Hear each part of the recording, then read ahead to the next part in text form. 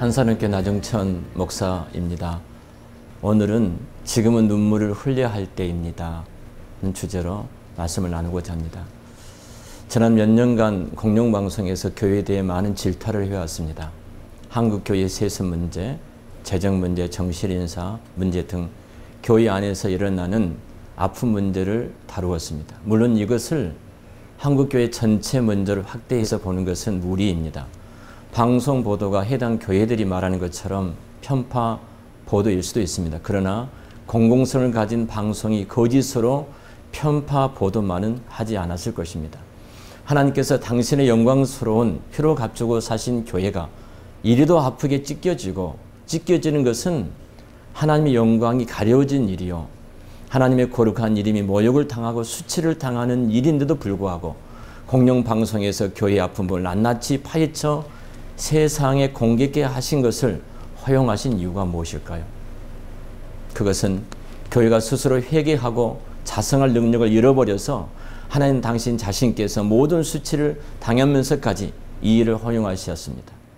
이제 교회가 더 이상 어두운 곳에 있지 말고 회개하고 돌아오기를 바라는 아버지의 간절한 측은지심의 마음이셨습니다.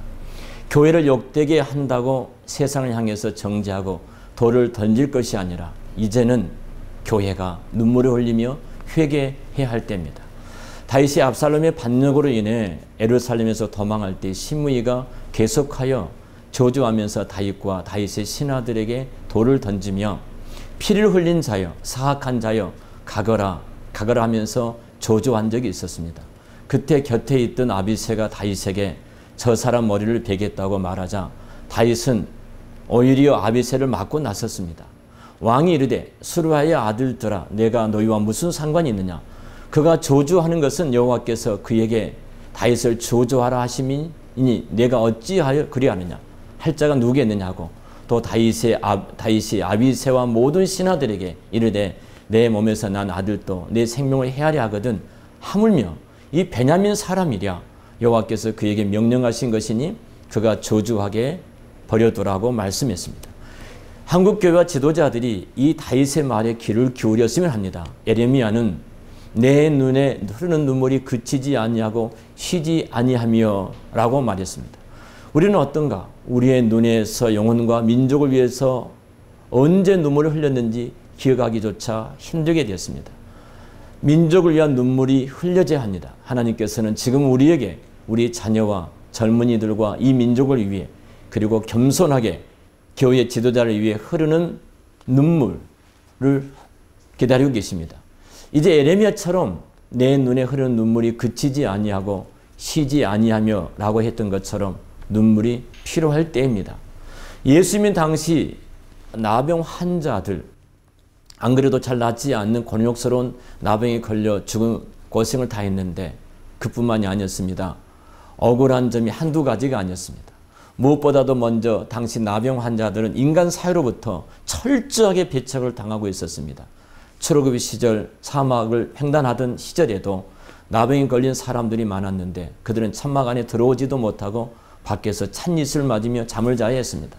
가나안 땅에 정착한 후에는 더 혹독하게 다루어졌는데 율법은 그들을 아예 도시 밖으로 추방을 시켰습니다. 더욱더한 규정이 한 가지 있었는데 나병 환자들 앞으로 사람이 다가오면 큰 소리로 이렇게 외쳐야 했습니다. 환자는 옷을 찢고 머리를 풀며 윗 입술을 가리고 외치기를 부정하다 할 것이요 탐해 이 말을 번역하면 대충 이렇습니다. 난 부정을 탄 더러운 인간이니 가까이 오지 말아요. 그런 그들에게 희망이 있었겠습니까? 지금 주님께서 하고자 하시면 저희들을 깨끗게 하실 수가 있습니다. 나병 환자들에게는 희망이 있었고 주님 앞에 찾아오게 됐고 탐해를 외치면서 불쌍히 여겨달라고 부르질 때 주님은 저들을 치료해 주셨습니다. 지금 우리 한국 교회가 마치 나병 환자처럼 온 몸이 온 마음이 병들고 상처 입지 않았습니까? 만신창이가 되도록 때로는 찢기고 그리고 수치스러운 자리까지 내려갔습니다. 누구를 정죄하고 판단할 것이 아니라 손짓하면서 그리고 판단하며 돌을 던질 것이 아니라 이제는 내가 내 옷을 찢고 내 마음을 찢고 제위에 앉아서 탐해 부정하다 하나님의 궁유를 구합니다 라고 나가서 외치는 울음이 우리 눈에 있어야 되지 않을까요? 사랑하는 시채널 시청자 여러분, 나와 내 집이 주께 범죄하였습니다 라고 눈물을 흘리며 회개했던 느헤미야처럼 이 저국의 아픔을 끌어안고 우리 다음 세대를 끌어안고 한국교회를 끌어안고 저 북녘 땅을 끌어안고 나와 내 집이 주님 앞에 범죄하였습니다. 내가 나병 환자처럼 소망이 없는 자입니다 라고 탐해 부르짖으며 주님 앞에 나가야 되지 않겠습니까? 그때 주님은 분명히 우리를 깨끗하게 치료해 주시는 은혜를 베풀어 주실 줄로 믿습니다.